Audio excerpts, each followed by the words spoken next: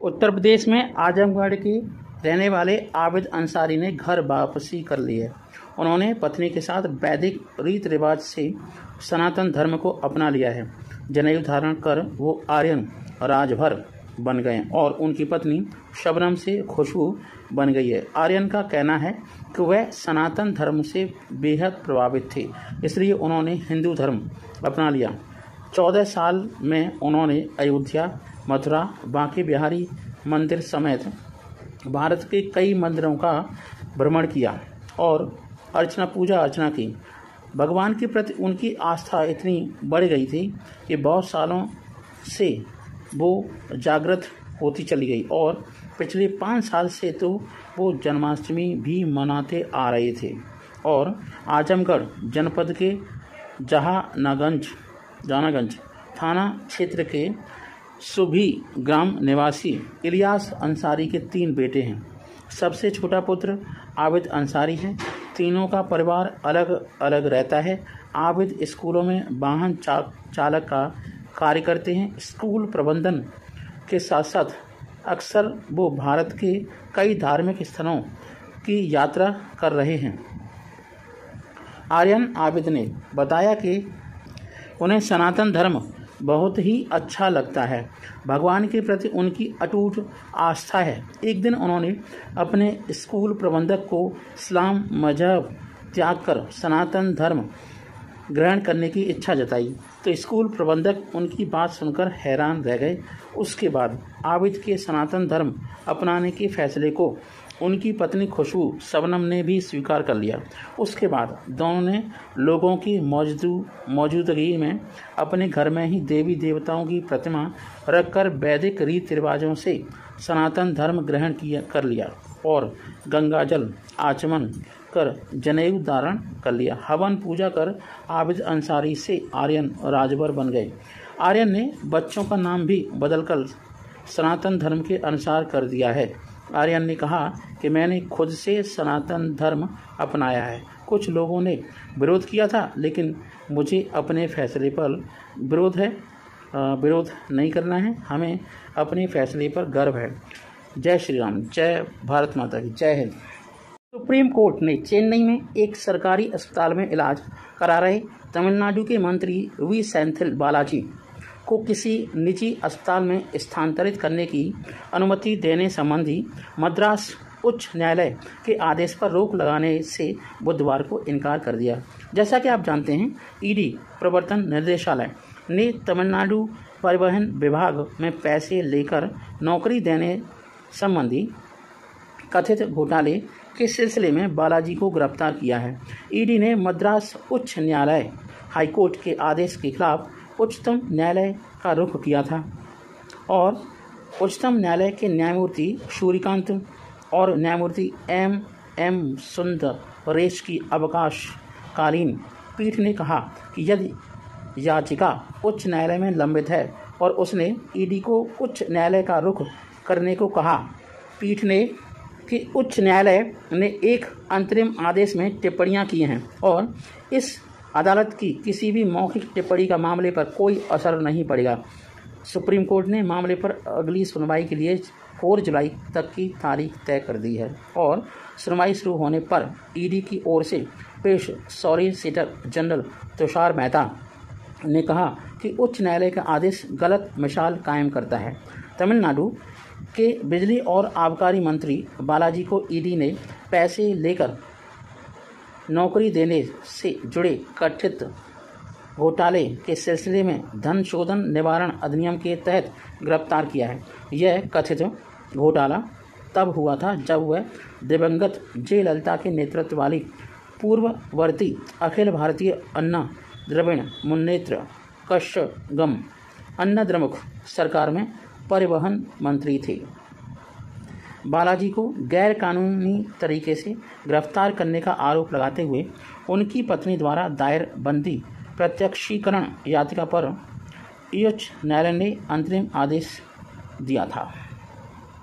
Anurag Thakur on Adipurush, देर आए दुरुस्त आए। ओम राउत के निर्देशन में बनी फिल्म आदिपुरुष के डायलॉग पर विवाद बढ़ता ही जा रहा है। दरअसल प्रभास स्टारर फिल्म में रामायण के चित्रण और ख़ास तौर पर इसके डायलॉग को काफ़ी निगेटिव रिव्यू मिला है और एक्चुअली ये हिंदू धर्म की भावनाओं को आहत पहुंचाने वाला है। इस पर कड़ी कार्रवाई होनी चाहिए। ब्लैस्फेमी भी हो सकती है। कहा जा रहा है कि फिल्म में रामायण के कैरेक्टर्स का अनादर किया गया है और धार्मिक भावनाओं को आहत किया गया है। ऐसे में इस मामले में अब सरकार ने भी सख्त एक्शन लेने का मन बना लिया है। अब देखते हैं क्या होता है। आदिपुरुष पर सरकार के तेवर सख्त हो गए हैं। आदिपुरुष को लेकर चल रहे विवाद के बीच सूचना एवं प्रसारण मंत्री अनुराग ठाकुर ने कहा है कि लोगों की धार्मिक भावनाओं को आहत करने का अधिकार किसी को नहीं दिया जा सकता, चाहे मनोज मुंसर हो चाहे कोई और भी हो। और केंद्रीय फिल्म प्रमाणन बोर्ड CBFC को इस पर फैसला करना है। उन्होंने ये भी कहा है कि मुझे रिपोर्ट्स मिली हैं कि प्रोड्यूसर फिल्म के डायलॉग बदलने को तैयार हैं। अनुराग ठाकुर ने ये भी कहा कि वह इसकी देखरेख भी करेंगे। धार्मिक भावनाओं को ठेक नहीं पहुंचेगी। अगर ऐसा किया जाएगा तो कड़ी से कड़ी कार्रवाई की जाएगी। कम से कम उनकी निगरानी में तो नहीं ऐसा हो सकता। टीम ने डायलॉग बदलने को लेकर क्या कहा था, वहीं इससे फिल्म की टीम द्वारा जारी एक बयान में कहा गया है कि आदिपुरुष को दुनिया भर में ज़बरदस्त रिस्पॉन्स मिल रहा है, झूठे हैं साले कहीं के, और फिल्म में सभी उम्र के दर्शकों का दिल जीत रहा है। वहीं टीम ने जनता और दर्शकों के इनपुट को महत्व देते हुए फिल्म के संवादों में बदलाव करने का फैसला किया है। ये तो वही बात हो गई, किसी को थप्पड़ मार दो और सॉरी बोल दो, किसी का गला काट दो, बस कह दो कि हमें फांसी दे दो। ये तो यही बात हो गई। आदिपुरुष के बैन की भी हो रही है मांग और इसे बैन किया जाना चाहिए और उन लोगों के लिए कड़े एक्शन लिए जाने चाहिए जिन्होंने ये बनाया है। प्रभास जैसे एक्टरों को तो खास करके, वो तो केवल पैसे के लिए हिंदू भावनाओं को आहत कर रहे हैं। 16 जून को सिनेमाघरों में रिलीज हुई थी फिल्म। बॉक्स ऑफिस पर है ना इतिहास रचते हुए शानदार कलेक्शन तो कर रही है, लेकिन फिल्म के संवादों पर लोगों ने आपत्ति जाहिर किया और घटिया रिस्पॉन्स आया है पूरे देश भर से। और जानकारी के लिए बता दें कि छत्तीसगढ़ के CM ने तो इसे पूरी तरीके से बैन करने के लिए कहा है। जय हिंद, जय Bharat. PM Modi US visit protest. अब ये क्या है? PM मोदी का अमेरिका दौरा 21 जून से शुरू हो रहा है और उनके इस दौरे से पहले अमेरिका में उनके स्वागत की तैयारी जोर शोर से शुरू हो गई। वहीं दूसरी तरफ अब अमेरिकी अधिकार समूह भारत के बिगड़ते मानव अधिकारों के रिकॉर्ड पर चिंताओं का हवाला देते हुए PM मोदी की अमेरिकी यात्रा के खिलाफ विरोध प्रदर्शन की योजना बना रहे हैं। हालांकि अब तक इसकी आधिकारिक पुष्टि नहीं हो पाई है, पर फिर भी थोड़ी बहुत जानकारियां मिली हैं। न्यूज एजेंसी राइटर की रिपोर्ट के अनुसार Indian American Muslim council, peace action, veterans for peace और बेथेस्टा अफ्रीकन सेमेस्ट्री गठबंधन जैसे 22 जून को व्हाइट हाउस के पास इकट्ठा होने का दावा कर रहे हैं। इसी दिन प्रधानमंत्री नरेंद्र मोदी और राष्ट्रपति जो बाइडेन की मुलाकात होनी है। PM मोदी का दौरा न्यूयॉर्क शहर में शुरू होगा, जहां पर विश्व योगा दिवस पर UN के हेडक्वार्टर में हिस्सा लेंगे। इसके बाद वह अमेरिका की राजधानी वॉशिंगटन जाएंगे। BBC डॉक्यूमेंट्री स्क्रीनिंग की तैयारी भी कर ली गई है। इसके साथ ही वॉशिंगटन में BBC की तरफ से एक मूवी बनाई गई थी, इंडिया द मोदी क्वेश्चन की स्क्रीनिंग की व्यवस्था की जा रही है।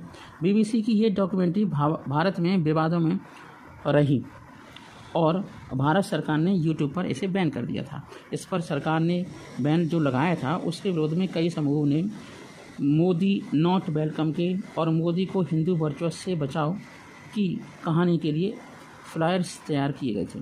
उठाया गया था ये मुद्दा क्या? और राष्ट्रपति जो बाइडेन को लिखे एक पत्र में ह्यूमन राइट्स वॉच के एशिया डिवीज़न के निदेशक एलन पियर्सन ने व्हाइट हाउस से मोदी की यात्रा के दौरान सार्वजनिक और निजी तौर पर भारत में मानव अधिकारों के बारे में चिंताओं को उठाने का आग्रह किया है। हालांकि विश्लेषकों का मानना है कि इन कार्रवाइयों से बाइडेन और मोदी के बीच चर्चाओं का महत्वपूर्ण प्रभाव पड़ने की संभावना बिल्कुल भी नहीं है।